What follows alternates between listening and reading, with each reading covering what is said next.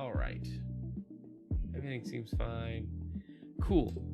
So, Microsoft made a bold move today. By the time this gets seen, most everybody will know. Microsoft decided to acquire Activision Blizzard. These talks have probably been going on for a while, but today they made the information public, which is interesting. Interesting time to drop it, because at the same time, I just read an article that Activision fired like 36 people due to their ongoing lawsuit, after investigating claims and things like that. Very interesting. So I wanted to go into a couple of things I thought about. I haven't seen too many people discuss around a couple of games that I really like from Activision Blizzard, and then maybe some slight concerns. But yeah, let's get into this. So so with this acquisition, Xbox now has obviously Blizzard franchises: Overwatch, StarCraft, WoW, which would be good. So what the Blizzard franchises I'm more interested in being like kind of carried, and what that's gonna mean for Xbox as a whole. I'm hoping that stuff like StarCraft maybe sees a little more support, kind of like Xbox's bolstered Age of Empires. And the new Age of Empires is pretty awesome, if you like RTS games. And so we might see StarCraft get that same treatment in the future. I mean, nothing's set in stone. I'm purely like kind of making a wish list here of what excuse me, my throat's been kind of crazy. But anyway, I'm kind of making a wish list here of what I'd like to see and what I'm hopeful for from this acquisition. It would make sense that they were able to get in when they did and kind of just do the things, hopefully they can get in there and change the culture of the company as a whole, right? And so that's what I'm thinking is going to happen kind of like first before we see any major like game announcements or anything. I think the games that have been worked on the last 5 years are still going to be coming out. Those that were in planning in 2019 and have been developed the last few years, those are coming out. There's not going to be too many major changes there. But what I'm excited to see is what Xbox has some of the smaller teams at Activision do. A lot of people have been speculating, get Toys for Bob. They did the Spyro, and I believe they did the Crash remasters. I think they did both. I'm not sure. I'm not caught up on most of that stuff. But I'm kind of hoping, people have been talking about getting Toys for Bob to get in there and work on, remastering Banjo-Kazooie. That would be awesome. That would be a great way to get people paying attention to that series again. I think today Nintendo announced that Banjo-Kazooie is coming to the Switch Online N64 collection, which is awesome. The game's amazing and needs a revival. Right now we've got a lot of good platformers, and that game should just stand alongside some of the best, right? But anyway, that's a different thing. So yeah, I'm hoping that some of these smaller studios can work on newer games that they're more interested in, and they can kind of be pulled away from like helping other teams at Activision. Like I think Toys for Bob specifically has been helping the Call of Duty teams either maintain Warzone or build up these experiences within the like breadth of Call of Duty, because it's I don't know, there's so many things out. Like I loaded up Warzone for the first time probably since it launched, or at least since within the first couple months of launch. I opened it up for the first time today in that many months, and it is a very different experience now. And I was kind of overwhelmed trying to navigate the menus, trying to figure out how to just play some games of Warzone. And I'm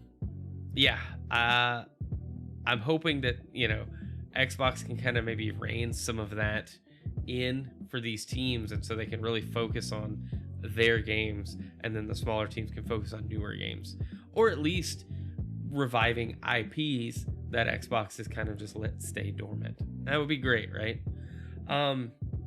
So that's one thing I'm hoping will happen. The other thing I'm kind of hoping is that Overwatch doesn't just die, right? If you're new to the channel, I really do enjoy playing Overwatch with some friends, or even the other night we just solo queued it on stream here, and it's just a fun game to play. It means a lot. It's one of my favorite games, as far as just online only multiplayer games goes. It's up there with like Halo for me at this point, and I'm really hoping that it doesn't just disappear. And that was kind of the feeling, just the way things have been going with Activision and all the negative press and the lack of updates and people leaving teams. So I'm hoping that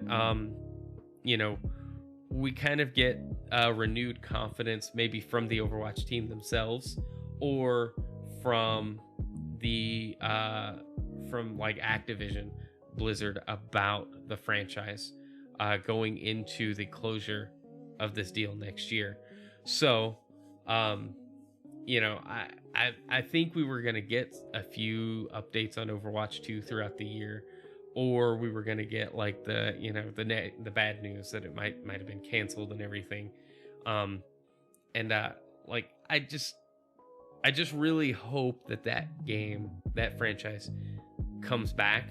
I'm not big into like the Overwatch League stuff. I'm not huge into watching esports, but just being able to play the game would be nice and not know that it's on its deathbed.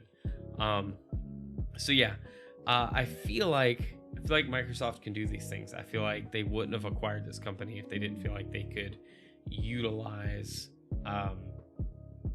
these IPs and these games and these existing services. Because I think World of Warcraft is a good example of something that Microsoft didn't really have an MMO at all until Bethesda, and then they got Elder Scrolls Online. But even then, now they've got Elder Scrolls and World of Warcraft. So those are two, like, the franchises themselves are huge, but I think WoW will have a bigger impact than ESO did for Microsoft.